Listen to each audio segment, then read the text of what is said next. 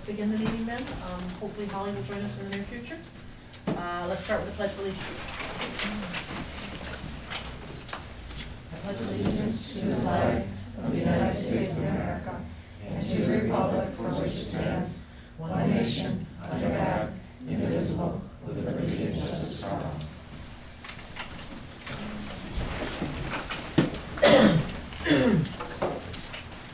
Can I have a motion to approve the agenda? So moved. A second? All in favor? Aye. Opposed? Okay. Beyond that, we basically have budget. Yeah, What a new concept to be discussing budget. a couple weeks in a row, it's helpful. What I'd like to do is, we have a presentation, if you recall, at the last meeting, we wanted to talk about staffing tonight. So the focus is really on the elementary level staffing. I think the middle school and the high school is a little bit different, so we're gonna focus in on the elementary staffing. We do want to go through our tax levy limit again and just illustrate to the board where we are with the tax levy limit. And at the end, we do want to talk about fund balance and fund balance projections moving into next year. Barb also has some good news on the refunding resolution. So Barb, why don't you start with the refunding resolution first and what we did with that today? And then why don't you get into the workshop, hi Holly, get into the rest of the information and that'll take us off into the PowerPoint, okay? Sure. Today we priced our negotiated refunding of our bonds that we were refunding. And actually, it turned out that we hit the market really well, and our aggregate savings over the next 5 fiscal years, including this fiscal year that we're currently in, is $231,000. We had projecting somewhere closer to 209, and so we hit it very well, and we're really happy to say that. You can tell in this current fiscal year 2012 is the year that we're in, and we will realize nearly a $49,000 savings over what we had anticipated we would have to expend in debt service. And then it's relatively flat, 45, 44, 44, and then 47. So for years 13 through 16. So it's actually really good news, and we were quite happy with the way it turned out. Good, thank you. Thank you. Thank you for being available today to sign off on the bond purchase agreement. We will still have to have a regular closing in a few weeks, so we'll have to come in and sign more stuff. Okay.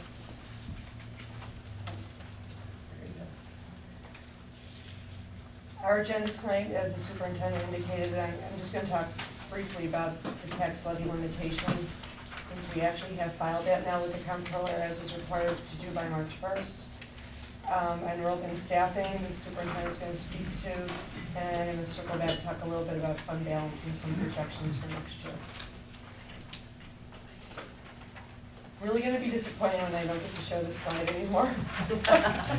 I've only been able to eliminate one out of them. You haven't missed that one either. Yeah, I mean, the other one's gone, so, but this is the other side of the tax levy limitation. This was the part that we were still waiting for some clarification on, which we do have. So I'll talk about that on the next slide, but this is the same slide you've seen in its final format. It did change slightly since our last meeting, the budget ambassadors meeting, or the last budget workshop meeting. I can't remember, they're all starting to run together. But we did end up having to back out a little bit of aid that we were receiving this year for our building condition survey. We received aid on that, and we couldn't count it the same way we had originally been told we could count it. So this slide did change a little bit, which affected the current year exemptions. If you look at your previous slides, you'll see that it was a little bit higher. I think it was like 34,000. So our tax levy limit before exclusions is $30,988,527. This is the number that really is utilized to determine what percentage of votes do we need to achieve in order to pass the budget. As long as we stay at a number no greater than this before exemptions, we only need 50% plus 1.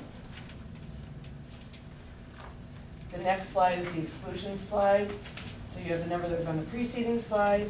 You add in our capital tax levy, which really, as we've talked about in the past, is the portion of our debt service that we're obligated to pay that we receive no aid on. And as the voters have already voted to approve this project, they have therefore approved the payments of the debt service. So that's why it's considered an exclusion, and that's why we have to go to the voters and ask for that payment, and that's why it's excluded from the tax levy limitation. Also excluded is a certain percentage, over 2% on ERS, and that amounts to $41,478. You add them up, our exclusions are $814,697. So our total levy limit with exclusions is $31,803,224. This has been filed with the state.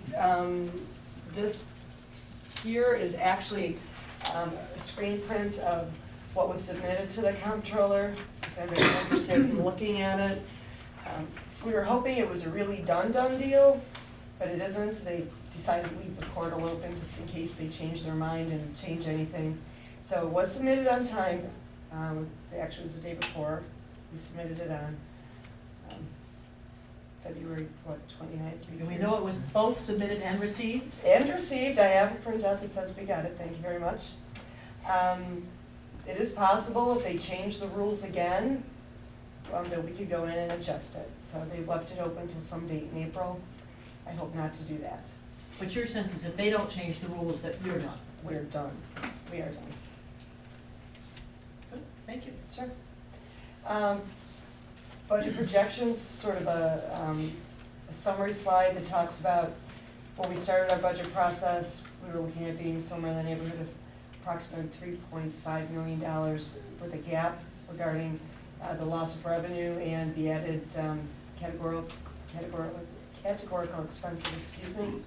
So our budget deficit to start out with was 3.5, actually almost $3.6 million. 1% increase in the tax levy provides us with only $304,750. And if we went with the rollover budget, as you know, we would be in the neighborhood of an 11.7% tax levy increase.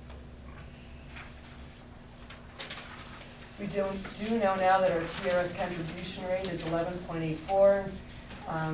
Before we hit a range, we were expecting it to be somewhere around 12%, so we were pretty close. Still working on negotiating with all of the collective bargaining units within the district to see if we can mitigate some of that cost. Health insurance premiums, we're still projecting 8.5%. NY 44 still has not come out with their increase. We don't know what their number is. Hoping that number is pretty close, might be a little low, but it seems like a fair place to start. Our state aid is increased again, $475,000 based on reimbursement aids. Our foundation aid is flat again for the third year in a row. And our title grants remain constant with the way that they are calculated. 3 budget strategies, just like your budget at home.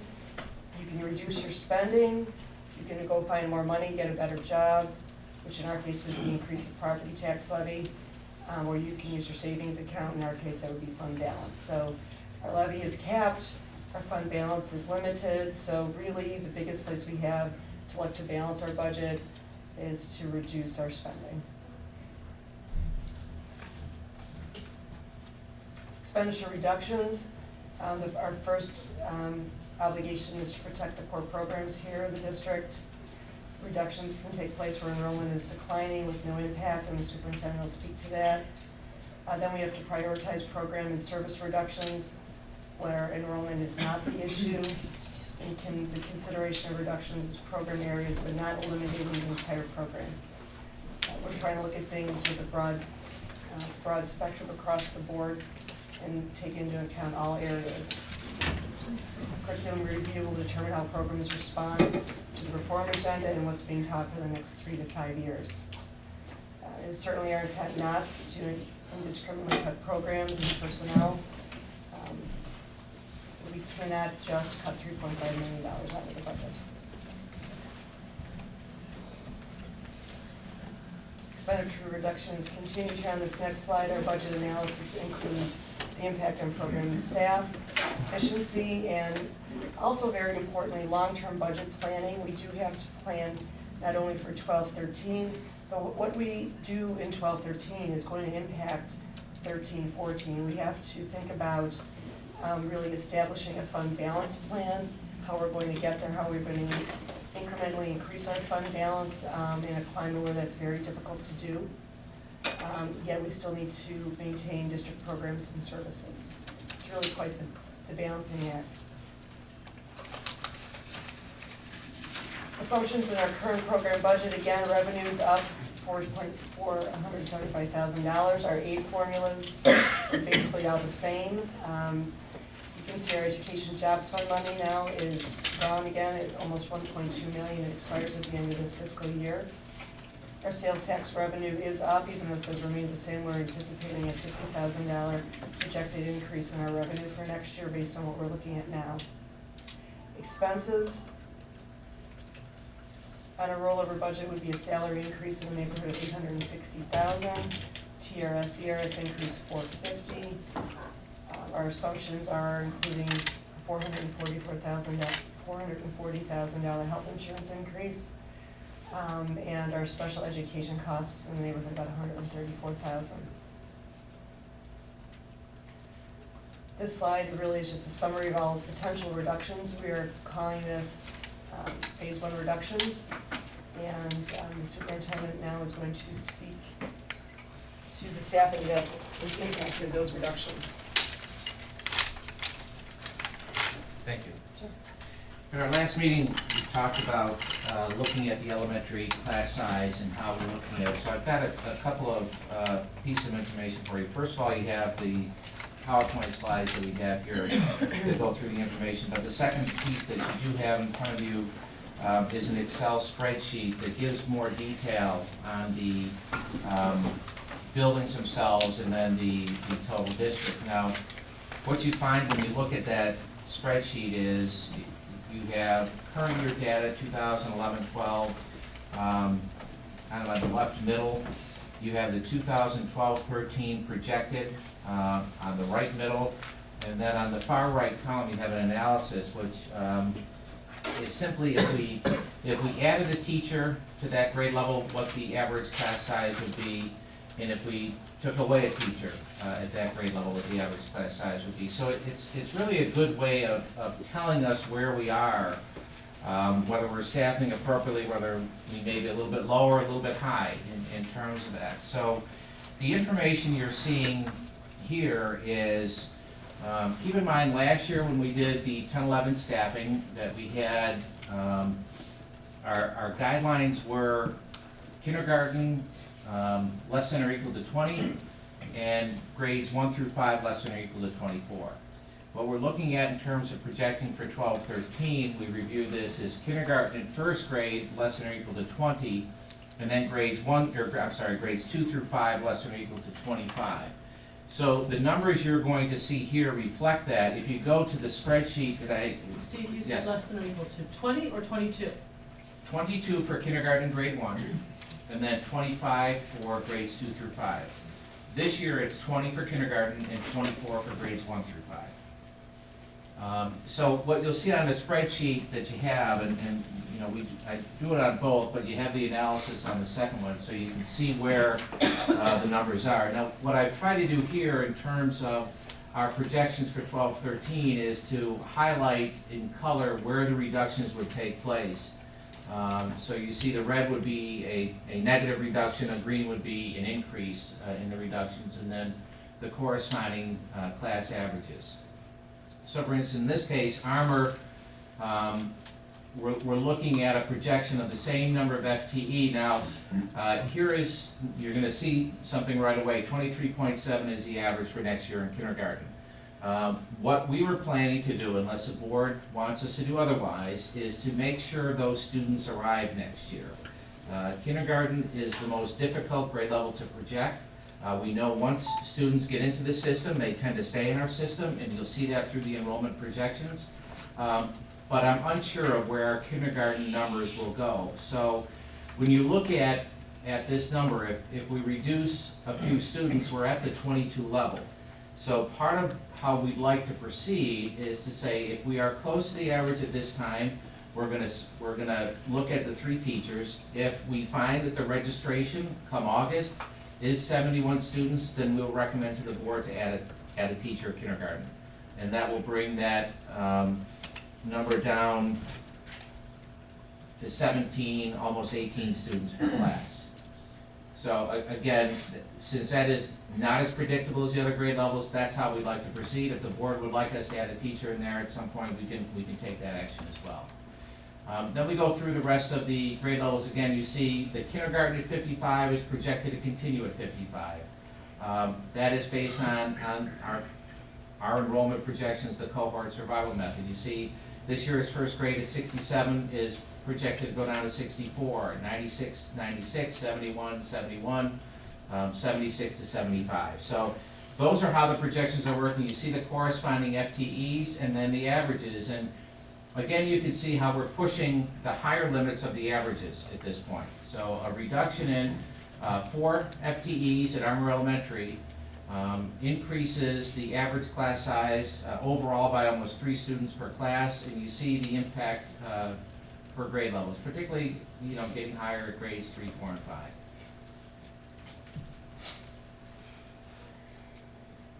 When you look at Boston Valley, again, this is one of those buildings, because of its size, is a little bit more harder to staff. You don't see that some of the fluctuations that we've seen in the past, but again, we're looking at our kindergarten enrollment is right on at 22, so we're at the high level, high end of our class size guidelines. And then you go through and you can see where we're at in terms of staff and ratios for students per teacher. Compared to this year, you can see it at grade 4 this year. We did have 3 teachers there, so it reduced to 16 students per class. Next year, we're looking at 2 teachers there, so that's going to be at 24 students per class. Charlotte, very similar to Boston Valley. Now, the difference here is in terms of the pre-K, when you see an overall class size or an overall enrollment for Charlotte is higher, but what I want to focus on is the K through 5.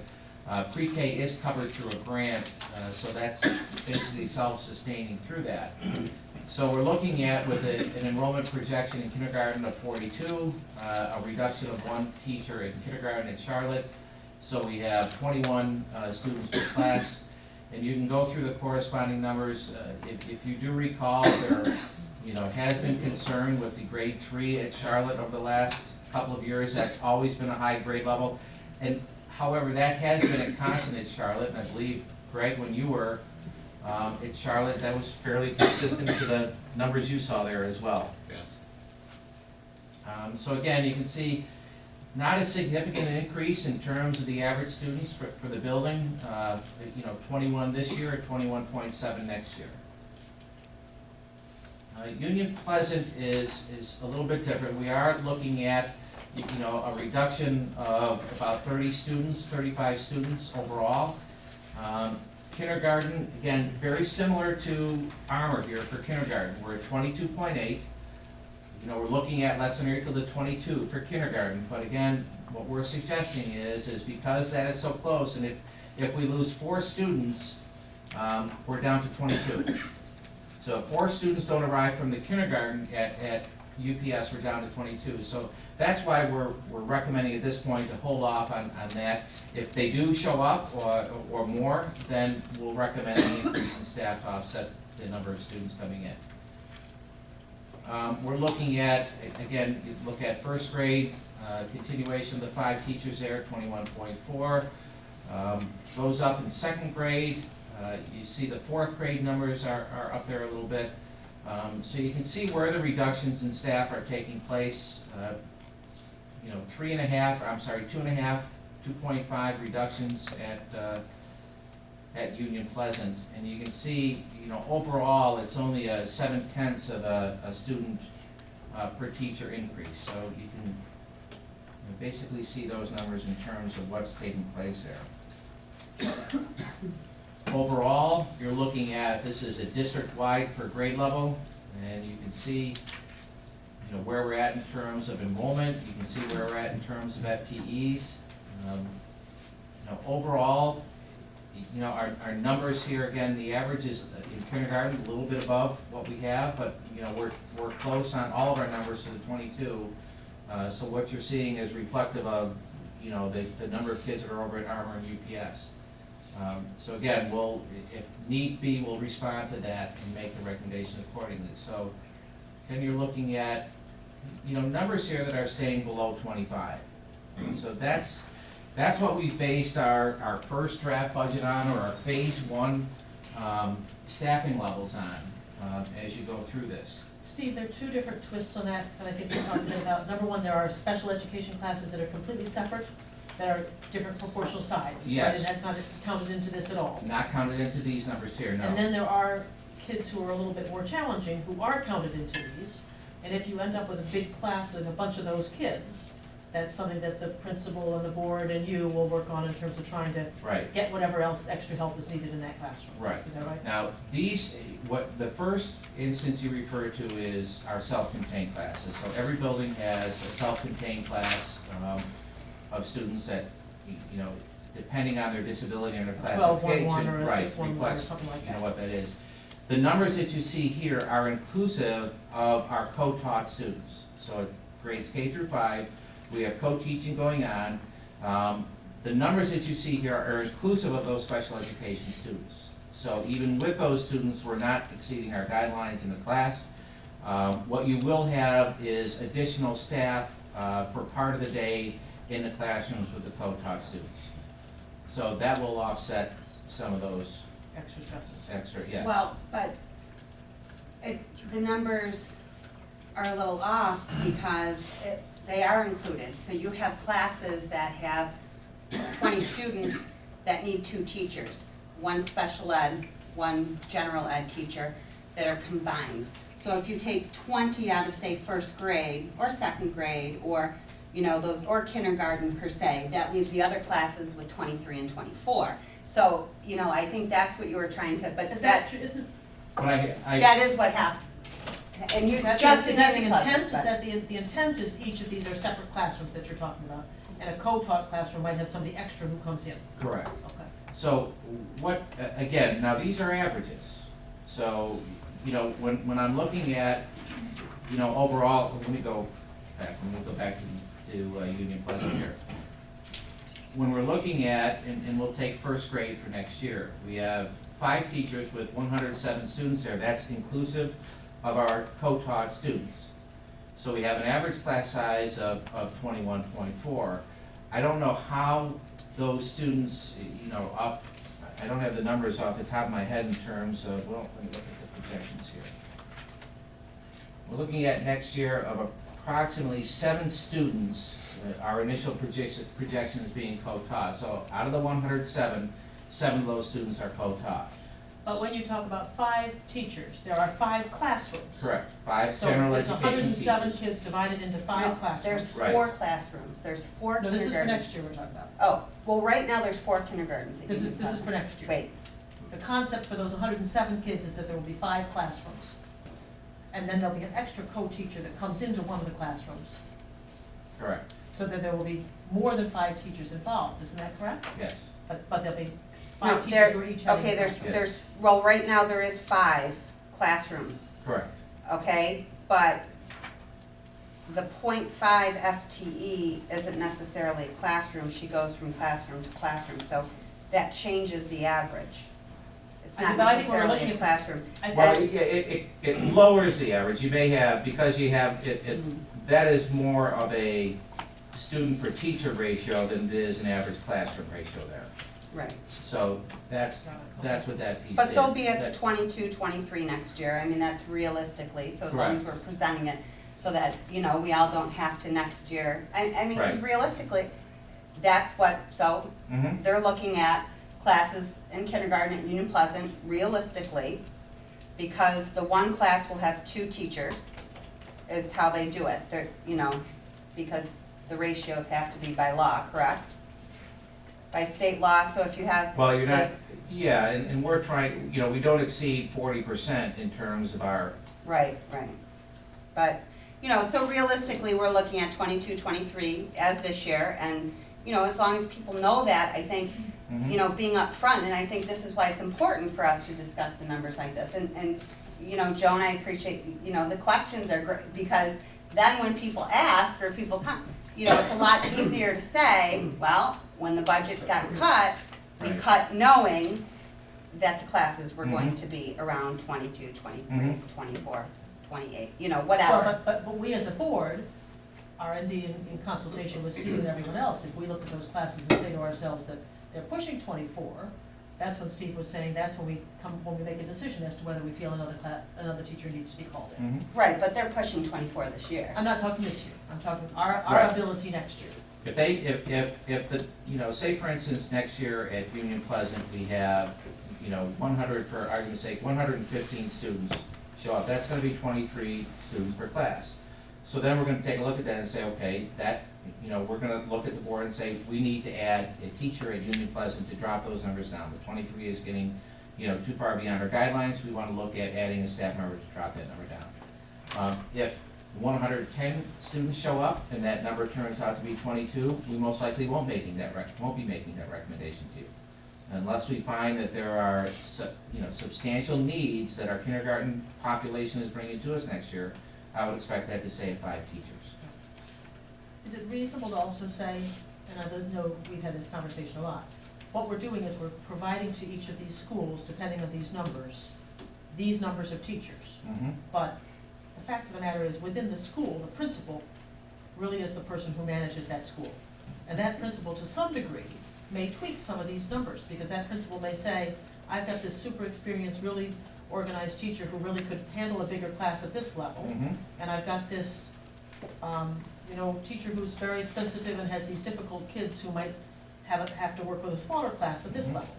And principals can make those decisions, can they not? Correct, yes, you're typically not gonna see, although it will come very close, say you look at Union Pleasant for next year, 3rd grade, you know, 5 teachers, 120 students for an average class size of 24. You may see one class with 23 and another class with 25. You may see, you know, one class with 22 and another class with 25, you know, 2 classes with 25. But you aren't gonna So- see a 17 and a 28. Correct, you're not gonna see that. And, you know, I would expect that the number of teachers per grade level are gonna remain the same, but as you said, the number of students assigned per teacher may differ based on the requirements of that particular class. Thank you.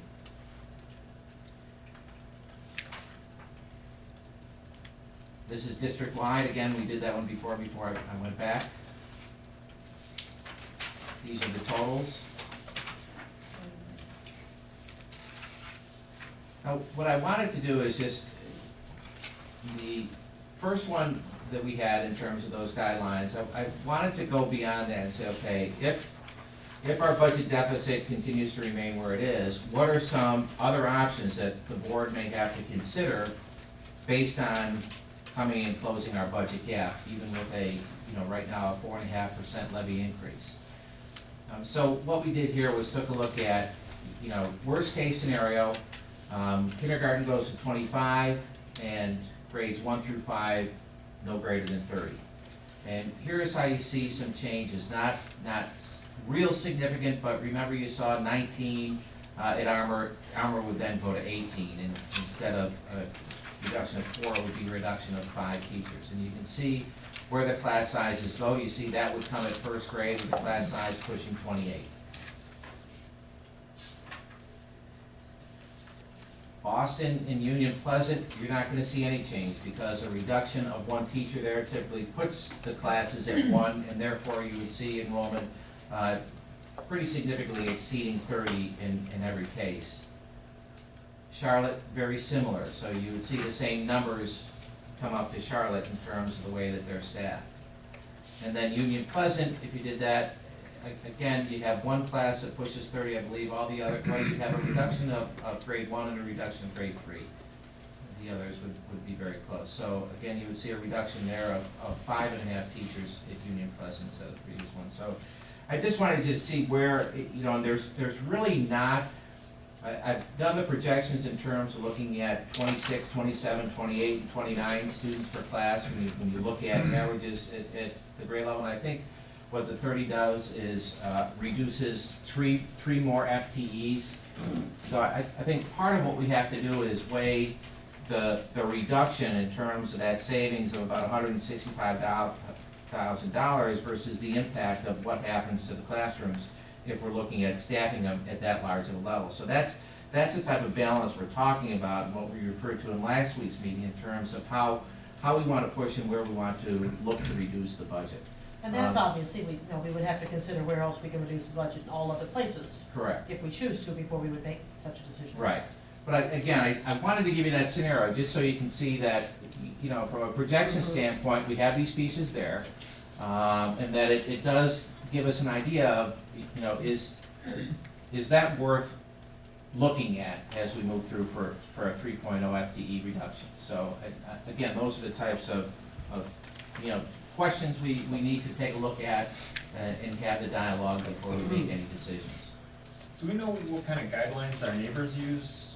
Orchard Park, West Seneca, Frontier? Greg, you had some information on that. You want to share some of that? On my desk, but I found that pretty much the district guidelines, with the exception of maybe Tonawanda, they're all very close to what we're looking at in phase one. They're already there.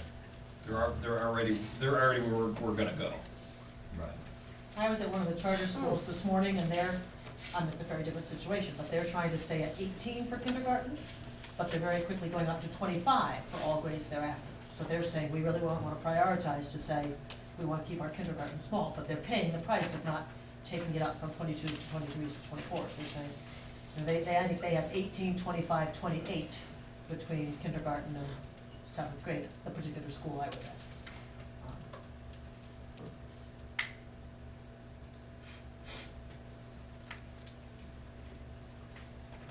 And at that level, you see the reduction in staff.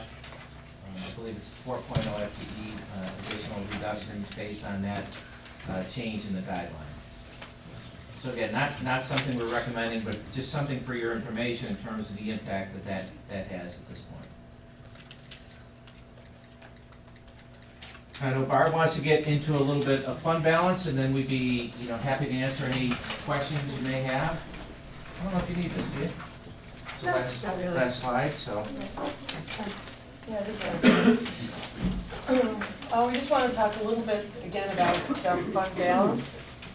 Fund balance is, all fund balance is at the end of the fiscal year, what you have left over from your appropriations budget and your revenue budget, which does include fixed assets, as we've talked about. It does include assets of the district, which is then offset by the liabilities of the district. So at the end of the year, you take a look at what you have not expended out of your appropriations budget, what your liabilities are to carry into the next year, what your revenues were, and then what your fixed assets are. And all that kind of mixed together is what's called your fund balance.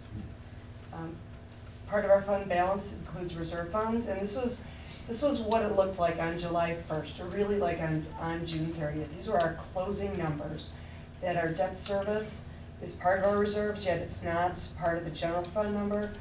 That number is 288,397. It remains constant. I'll be a little bit of interest to put in there, and when I say a little bit, I mean a little bit of interest. So that we haven't expended anything, so it's still 288,397. The unemployment reserve is in the general fund. It's really rather small, $24,000, and nothing has been expended out of that. That's the same. The encumbrances line, that has been expended. What encumbrances are monies that you're obligated to in the fiscal year that's closing, but you can't pay them until the next year. Because you either order it, the bill doesn't come in time, and you can't pay it, but you're still obligated to pay it out of the fiscal year that you ordered it in, so it gets carried forward into the new fiscal year.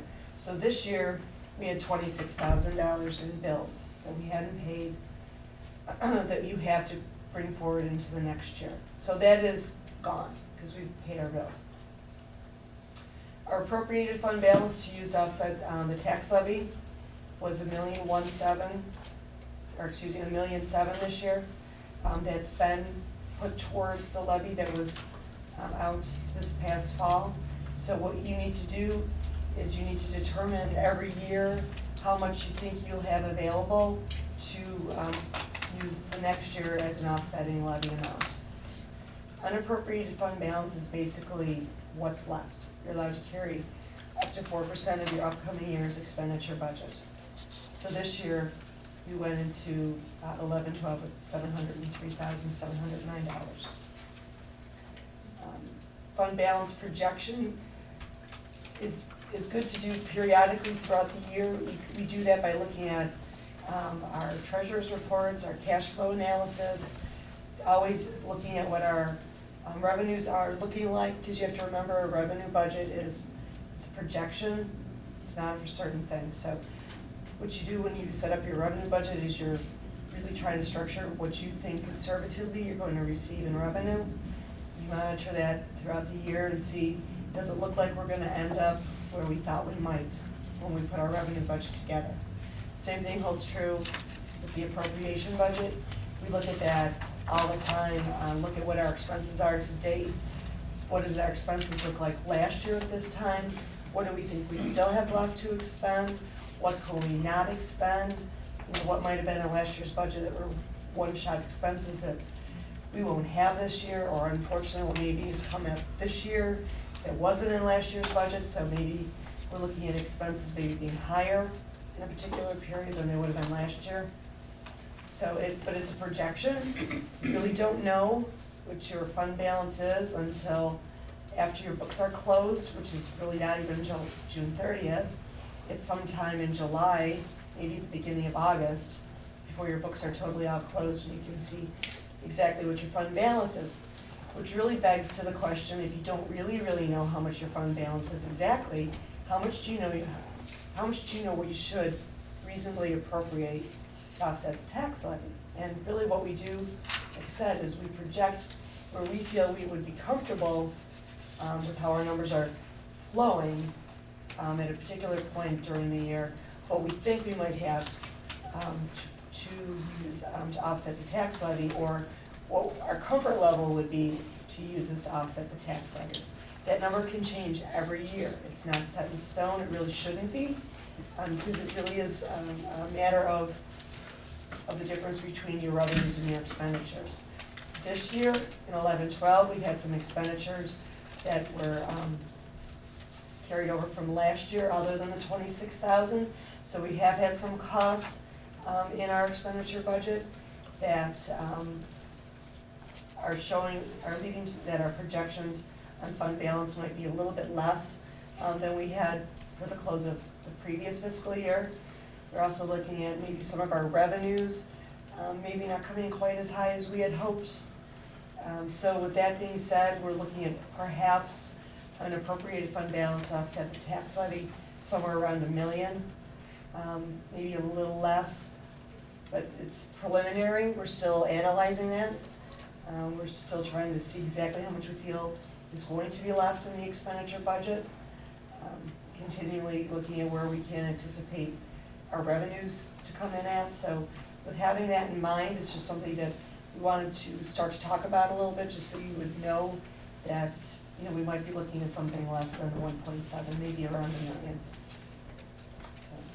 So part of what we're looking to respond now in terms of making sure that our expenditures aren't going to go beyond where we currently have them projected, and also so that we're going to make sure that we'll maximize whatever fund balance we can have, is we are looking at some of those expenses from now until the end of the year that we may be able to eliminate.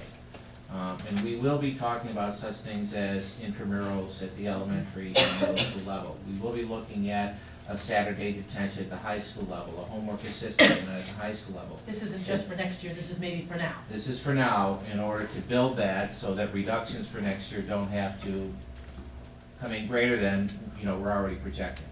But if contractually you already decided that you were gonna be offering to a given employee that they are doing such and such an intramural program, can that change because of our financial status? Yes, because we haven't proceeded with the work yet.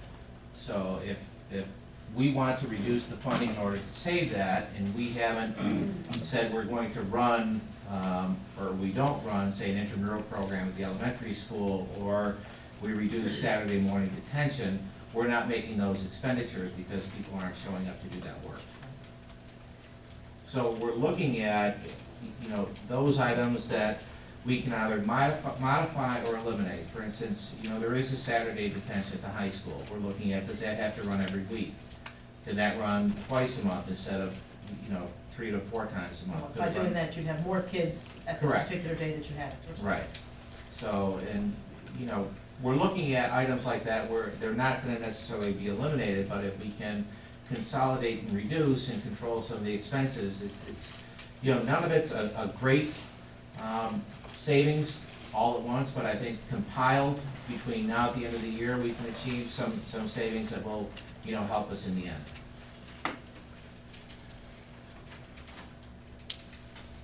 How many staff do you currently have for Saturday detention? 2. Are you talking 1, 2, 2. staff members?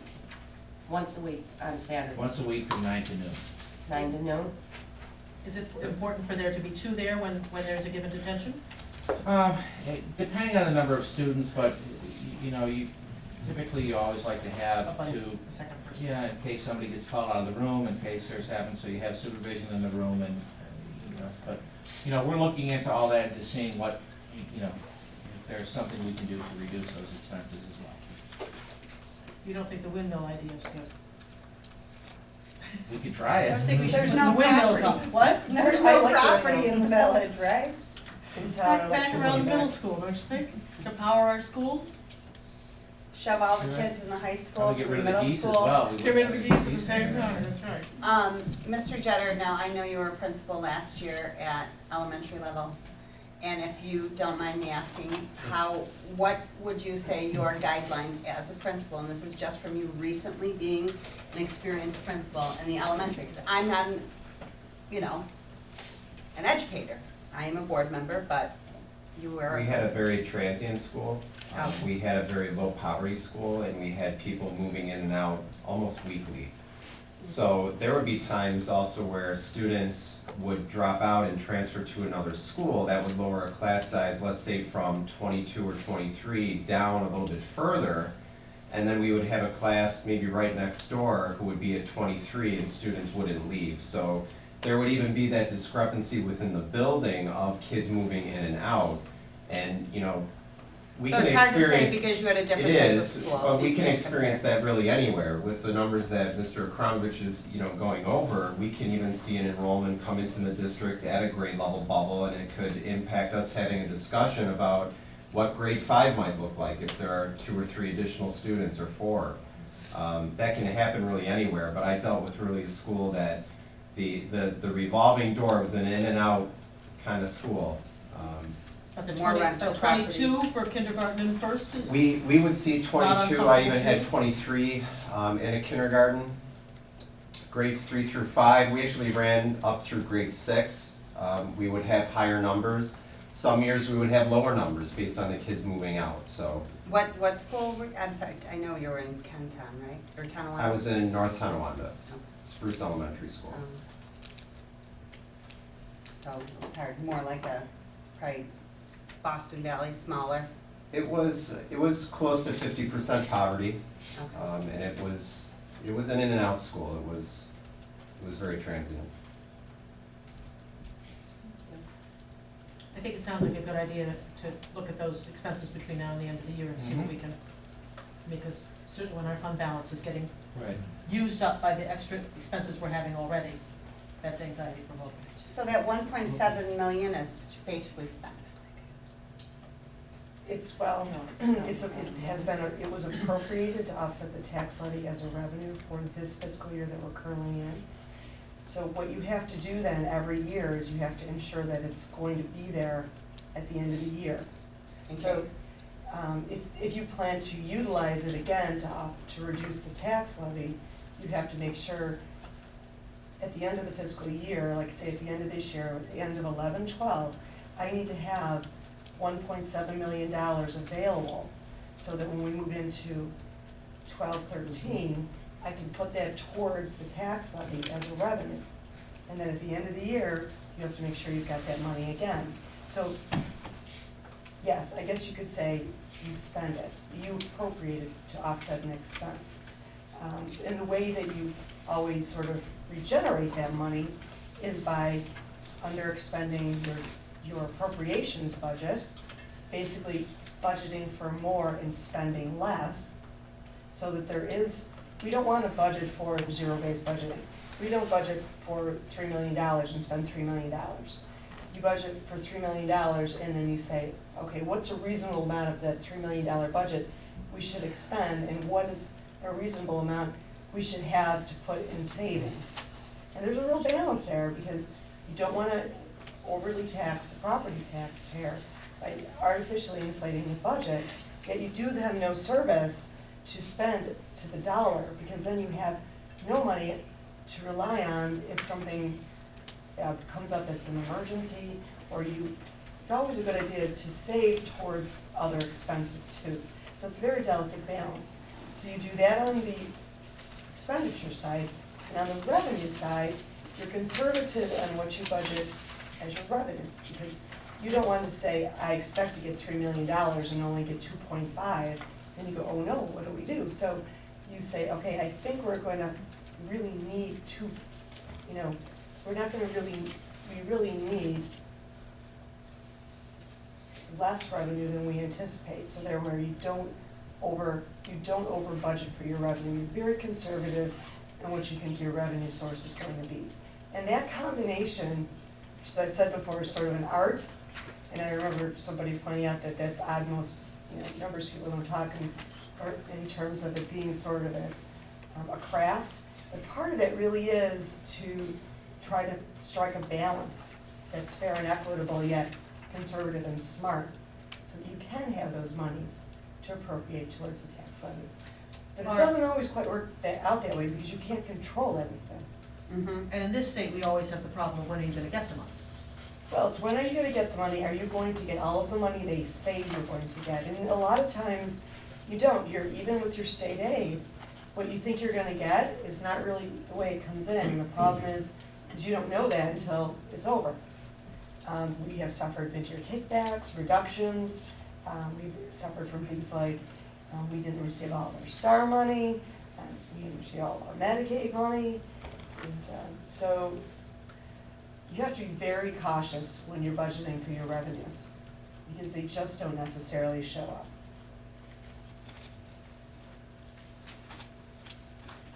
On Tuesday, we'll expect to bring you more information about those items we would look to potentially reduce or modify for this year's budget for savings. We'll also start looking at kind of a draft two of a budget, depending on how negotiations go and where we stand with that. We'll look at a draft two that may have to take into consideration some other reductions.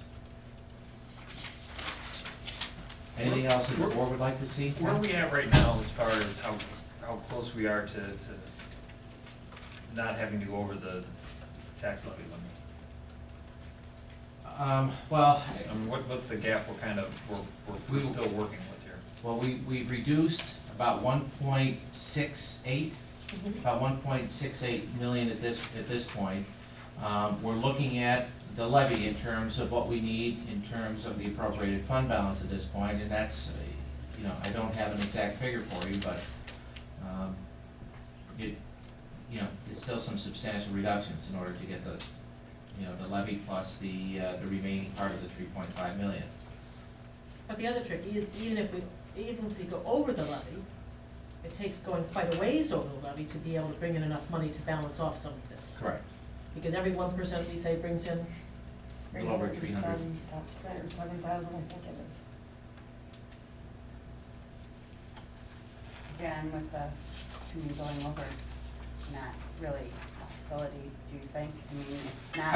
I think what we have to do is weigh that decision. Once we see what reductions are necessary, once we see, what programs are at stake, I think we need to have that discussion. I think it's a little bit too early right now to have that discussion until we see the exact numbers on the table. is it worth quickly summarizing what penalty we get if we presume that we're gonna be able to go over the levy and we don't get the proper vote? Again, you have two opportunities to vote.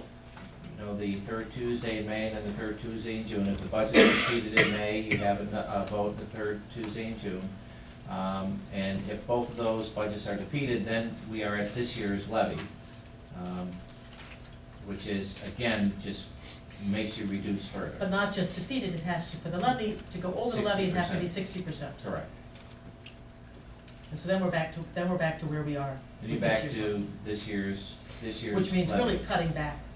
Even more. And we have to go back again and cut back a whole lot more. We need a whole, another 400 plus. And this year we're at 30,474,628. And our maximum levy is, this page, 31,803,000.